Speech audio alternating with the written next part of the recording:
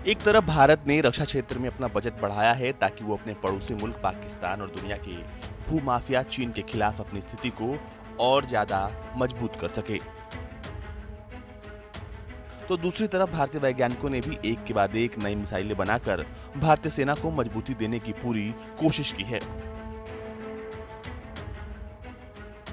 भारत के कई advance technique से लैस मिसाइलों का निर्माण किया गया है जो देश की सेना की ताकत को और मजबूत बनाने जा रही है। आज भारत तक आपको सूर्य मिसाइल के बारे में बताने जा रहा है जो 1 मिनट के अंदर 6 देश को तबाह करने की क्षमता रखता है।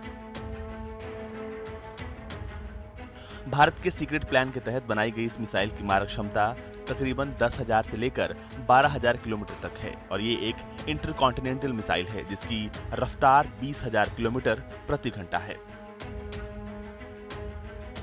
खास बात यह है कि इसकी जद में पूरी दुनिया होगी, लेकिन इस मिसाइल का पहला और आखिरी उद्देश्य सुरक्षा और शांति है।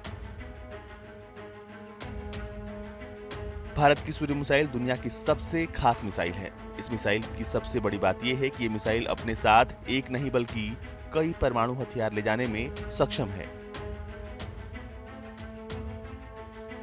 इसके साथ ही साथ अगर इसे समझने का प्रयास करें तो पता चलता है कि ये मिसाइल एक ही साथ कई देशों को या फिर एक ही देश के कई इलाकों को तबाह कर सकती है। खुफिया सूत्रों की माने तो रक्षा अनुसंधान और विकास संगठन पिछले कई सालों से सूर्य मिसाइल सिस्टम पर काम कर रहे हैं, लेकिन बताया यह भी जा रहा है कि इस मिसाइल का परीक्षण भी गुप्त ही होगा।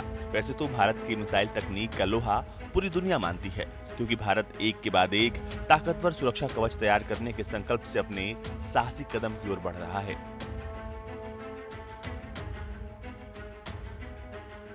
भारत की तीनों सेनाएं एक से बढ़कर एक अपने खेमे में जंगी हथियार जोड़ रही हैं, फिर चाहे वो एयरफोर्स के लड़ाकू विमान और मिसाइलें हों या फिर नेवी के जंगी जलपोत, वहीं थल सेना के तोप, इन सबको बेड़े में शामिल किया जा रहा है।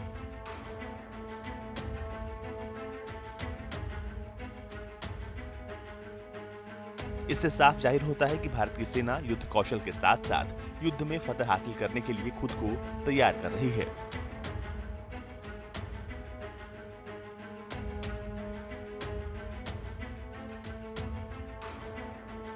फिलहाल भारतीय रक्षा अनुसंधान और विकास संगठन के वैज्ञानिकों की लगातार कोशिश है कि वो भारतीय सेना को मजबूती प्रदान कर सकें।